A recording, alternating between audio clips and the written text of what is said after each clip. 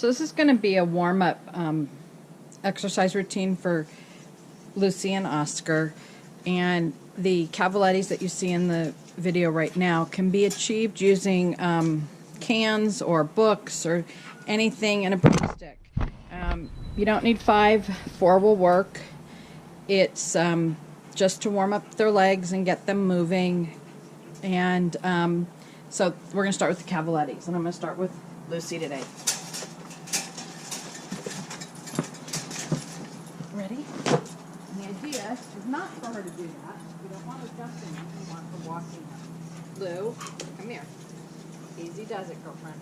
Easy does it. So I use cheese or a variety of different treats. Not Costco. Trader Joe's has Charlie Bears. They're about 3 calories a piece. There you go. Good girl. And the cheapest that you can find it is at Trader Joe's. Most dogs like them. Whoopsie. Yeah, you scared yourself there, huh? Easy. When starting this out, you might want to start with just 1 or 2. The idea is to get them to raise their legs, because if they start warming up their muscles a little bit before you're asking them to do anything. Good girl. You can keep your dog on leash to do it too at first. Wait, easy. That's nice. Very nice. Ideally, when they hit that last one, they're still looking forward instead of turning around towards you. So that would require you to get a little bit ahead of them. When I do that, she starts to jump set. So I forego the last one for that reason. Easy. Good girl. You do that about 6 or 8 times. Back to whoopsie. Come here. So if she messes up, I try to start her from the same side. Just a training thing for me. Good. One more. Good girl. Okay, so that's our cavalettis. Go get it.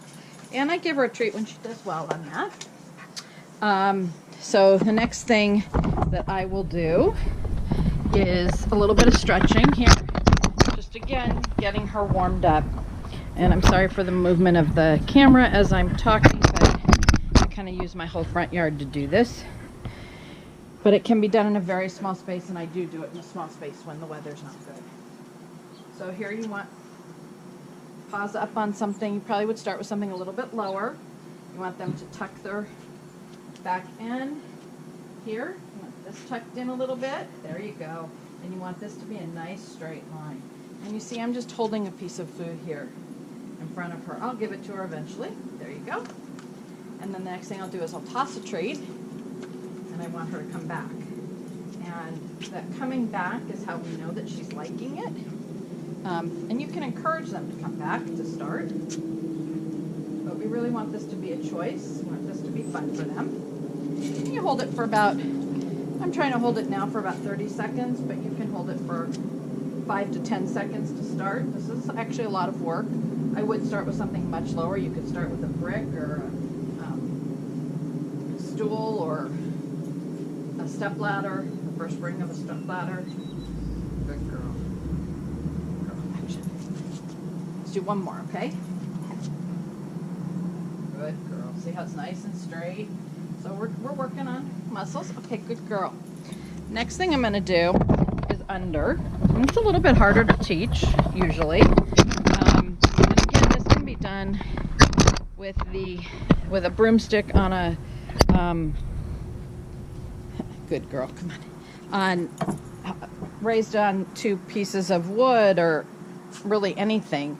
And you're going to want to start with it fairly high, and I would start with it fairly high, and to start I would probably straddle it. Here, let me do it the other way so you can see what I'm doing instead of my rear. Sit, and I would go under just like that. And the goal is to get them to do it without touching, but there you go. And maybe, you know, sometimes it helps when you're starting this. In fact, I think I did start this with 2 of us. Sit. Wait. So that I was on one side and I think my daughter was probably on the other. So she knows when it's this configuration, she goes under. Wait. Whoopsie. Okay. Now, when she's first learning, I would probably still feed her for that, especially if it scared her, because I don't want her to be scared by it. Good girl, wait. But she knows that she's not supposed to hit it. She just got going a little too fast. And I probably do this about 6 times as well. Wait. But 6 times, meaning 3 in each direction. If I have room to do it in each direction, wait. And then, unlike the calves, which I would do 6 times in each direction. Okay, so she's got that good. Now the next thing I do is some of the instability stuff. And on this one, you can use a couch cushion, you can use equipment like I have. These are specifically made for dogs, but I also use human equipment like a disc. Let me show you what I'm talking about. So I also use this periodically. This one's a little small for my dogs, but it works. You can use pillows. You can use just about anything for instability. But what you really want to do is start with stable items. Okay, so see, she's having trouble on this one. It's a little new to us. Stand. Stand. I want all 4 feet on there. Stand. And I'm just going to ask her to stand for 10 seconds. And you think that's pretty easy, but it's really not for them. And we're going to build up to 30 seconds, a minute, even longer. It's a good way to work on a stay as well. Wait. And obviously, you know, you'll have to judge where your dog is on their stays. But you can stay really close to them as long as you can get their body a little more square. She's not quite as square as I'd like her to be. There you go. Stand. And I think this is a little hard for her. The pillow's a little bit different. Stand. Rewind. Come on, rewind. Stand. There you go. Stand. Wait. So I'll have her stand and wait. Nope, stand. Hey, lazy butt. Come on, stand. Stand. Stand. Good. Nope, stand. Good. And that's really all I'm going to do on this today, because clearly is not something she's terribly comfortable with. So even if you get a second or 2, the goal really is that you want them to be able to stand still without shaking for at least 10 seconds, and we want to build up to a lot longer. And you can start that one on equipment or on the ground on something stable, because it is kind of hard for some dogs. So here, again, whoopsie. We're on equipment that we're not usually on. I just brought the bone out for the first time in a long time. So she's a little uncertain. And I want her back end to be lower than her front end. And I don't know if that's working on this equipment or not. She's not letting me look. Stand. There you go. So her back end, I think, is higher here. So I do not want her in that position. Come here. Don't want to put the pressure on her shoulders. Good. Wait. And I'm going to do the same thing here. I'm going to do a 10-second count, but she's not very square. So take her and square her up a little bit. Wait. Good girl. And then I'm going to do a treat series. And stand. So this is hard. The bone is a lot less stable than what we've been working on. And we're going to go to shoulder. And it's okay if it's away from the shoulder. It doesn't need to be a tight twist.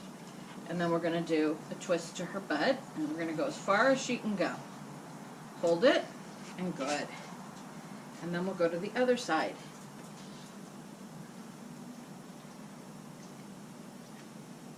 She turns a little bit easier to the left side than she does to the right. And then I'm going to go between her legs. There you go. Good girl. And ideally you'll do 3 of these, take a break, stand. Don't want her dipping like she's going to sit, so you have to get that positioning right. The more stable her feet are, the better. Again, the bone is a little overinflated, so it's a little hard. And this time I'm going to start with the left. And go to the butt. There you go.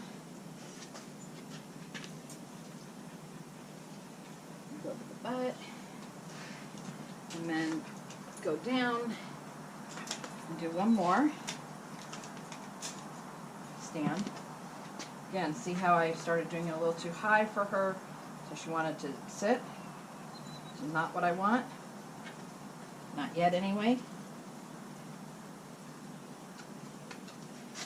Starting this out, you would start doing these on the flat ground, not on an unstable surface. And then you would first add a surface for the front feet. Yes, for the front feet, you want to put more of the pressure on the back feet. Good girl. So the next thing you want to do, and you want to give her a break, so I get her off the equipment.